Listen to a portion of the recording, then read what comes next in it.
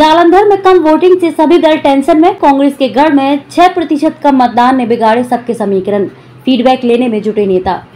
जालंधर उपचुनाव में हुई कम वोटिंग ने उम्मीदवारों के साथ साथ सभी सियासी दलों की टेंशन भी बढ़ा दी है।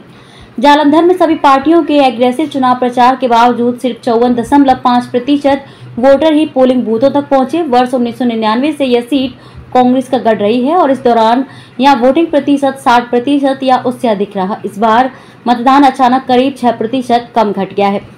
वोटिंग प्रतिशत में आई इस गिरावट का फायदा किसे होगा, इसको लेकर मंथन शुरू हो गया है। सभी पार्टियां अपने नेताओं, पोलिंग एजेंट और ग्राउंड लेवल पर काम कर रही टीमों से फीडबैक लेने में जुट गई हैं। जालंधर लोकसभा उपचुनाव के रिजल्ट 13 मई को आएंगे। यूथ की नाराजगी। पंजाब विधानसभा के 2022 में हुए चुनाव में आपको सबसे ज्यादा सपोर्ट यूथ से मिला। उन्होंने ही बदलाव का झंडा उठाया। इस बार पोलिंग बूथों पर यूथ ज्यादा नहीं दिखा। इसके पीछे की सबसे बड़ी वजह सरकारी नौकरियां न मिलना है।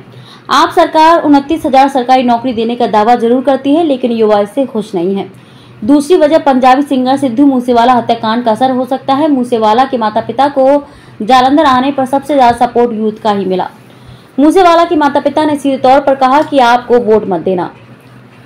महिलाओं को सपोर्ट नहीं मिला। इस बार पोलिंग बूथ पर महिलाओं की संख्या भी कम नजर आई। 2022 के विधानसभा चुनाव में महिलाओं ने आपको खूब सपोर्ट दिया। वजह थी सरकार बनते ही अप्रैल 2022 से 18 साल से अधिक उम्र की हर महिला को 1,000 रुपए महीना देने का वादा।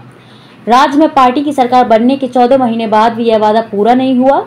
यहाँ तक कि सरकार इस पर अब तक बात नहीं करती। वोटिंग ट्रेंड से सरकार को समर्थन नहीं। जालंधर में इस बार पिछले 4 लोकसभा चुनाव के मुकाबले सबसे कम मतदान हुआ। पोलिंग के दौरान दिन भर में सीएम भगवंत मान को खुद 3 दफा ट्वीट कर लोगों से ज्यादा वोटिंग की अपील करनी पड़ी। ऐसे में क्या कम मतदान आपके खिलाफ गया या फिर सिर्फ उन्हीं का वोटर बाहर निकला, इस बारे में मंथन चल रहा है। कर्मचारियों की नाराजगी। आम आदमी पार्टी ने कर्मचारियों से वादा किया था कि सत्ता में आने पर कच्चे मुलाजिमों को पक्का कर दिया जाएगा, पुरानी पेंशन बहाल कर दी जाएगी, सर्विस के 7, 9, 14 साल पर विशेष वेतन वृद्धि का लाभ दिया जाएगा। लेकिन इनमें से कोई मांग पूरी नहीं हुई। इससे प्रतीत हो रहा है कि कर्मचारी वर्ग भी सरकार से नाराज था। कम वोटिंग से कांग्रेस भी टेंशन में। 1999 यानी लगातार 5 बार से कांग्रेस जालंधर लोकसभा सीट जीतती रही है। इस दौरान वोटिंग प्रतिशत 60% या उससे अधिक रहा। इस बार करीब 6% वोटिंग कम हुई। ऐसे में क्या पार्टी को जिताने वाला डिसाइडिंग वोटर घर से ही नहीं निकला, इसकी चिंता कांग्रेस को है।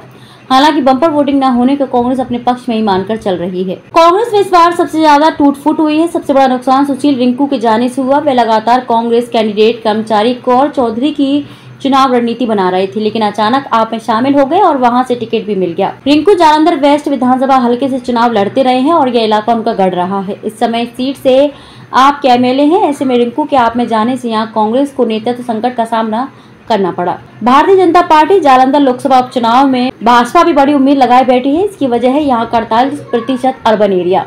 भाजपा को उम्मीद थी कि शहरी इलाके में उनको वोटर से बड़ा समर्थन मिलेगा। कम वोटिंग से ऐसा नहीं लग रहा, क्योंकि शहरी इलाकों में भी बम्पर वोटिंग नहीं हुई। ऐसे में भाजपा के लिए यह सुखद संकेत नहीं है।